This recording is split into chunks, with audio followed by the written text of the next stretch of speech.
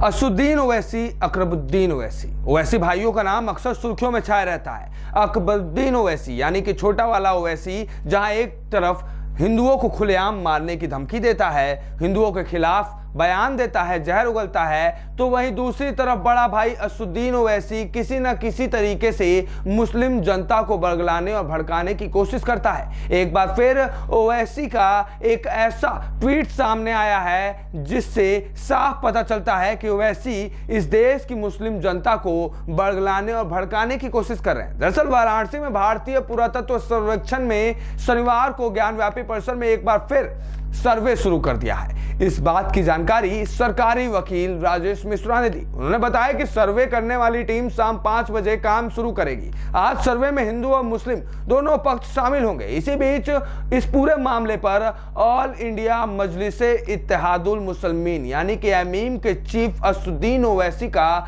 एक ऐसा ट्वीट आया है जिससे सियासत गर्म हो गई है। ओवैसी के इस बयान के बाद सर्वे को लेकर माहौल भी खासा गर्म हो गया है। चलिए सबसे पहले हम अपनी इस रिपोर्ट में आपको ओवैसी का वो ट्वीट दिखाते हैं जिसमें देखिए ओवैसी कैसे मुस्लिम जनता को इनडायरेक्टली भड़काने और बरगलाने की कोशिश कर रहे हैं। आपको हमारे स्क्रीन पर ओवैसी का ट्वीट दिख रहा होगा। ओवैसी ने अंग्रेजी में लिखा हुआ है, once the Gyanvapi ASI reports are made public, who knows how things will pan out. One hopes that neither 23rd December nor 6th December will repeat. The observation of the Supreme Court in the Ayodhya judgment regarding the sanctity of the places of worship act must not be dishonored. The hope is that the floodgates for 1,000 बाबरीज will not be opened. यानी कि हिंदी में उन्होंने बोला है, एक बार जब Gyanvapi ASI report सार्वजनिक हो जाएगी तो कौन जानता है कि चीजें कैसे आगे बढ़ेंगी। आशा है कि न तो 23 दिसंबर और न ही 6 दिसंबर की पुनरावृत्ति होगी।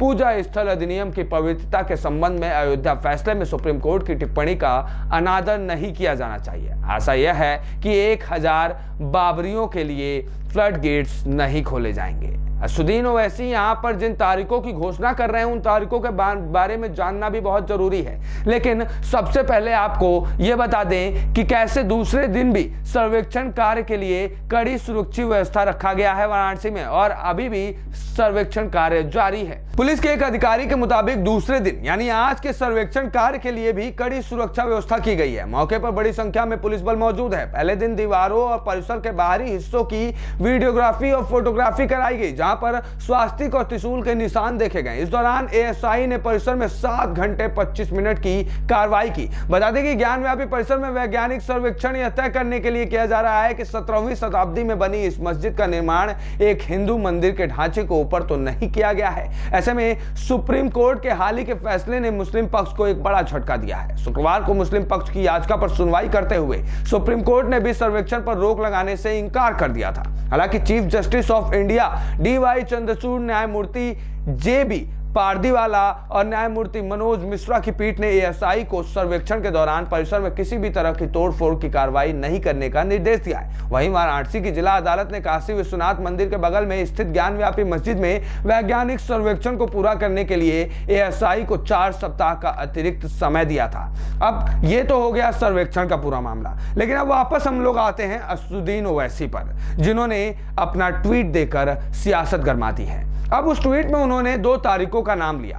अब उन 2 तारीखों के बारे में भी जान लीजिए। उन 2 तारीखों के बारे में जानने के बाद आपको यह साफ समझ में आ जाएगा कैसे असदुद्दीन ओवैसी भारत की मुस्लिम जनता को बरगलाने, भड़काने और दंगा करने के लिए प्रेरित कर रहे हैं। दरअसल ओवैसी अयोध्या में वर्ष 1992 में 6 और 23 दिसंबर की घटना का जिक्र कर रहे हैं। 6 दिसंबर को एक भीड़ ने अयोध्या में विवादित ढांचे को क्षति पहुंचाई थी और 23 दिसंबर को कुछ लोगों ने रामलला की मूर्ति को उस ढांचे में रख दिया था। ऐसे में अब असदुद्दीन ओवैसी मुस्लिम जनता को यह कहकर भड़का रहे हैं कि कहीं ऐसा ना हो कि ज्ञानव्यापी मस्जिद के साथ भी ऐसा ही हो।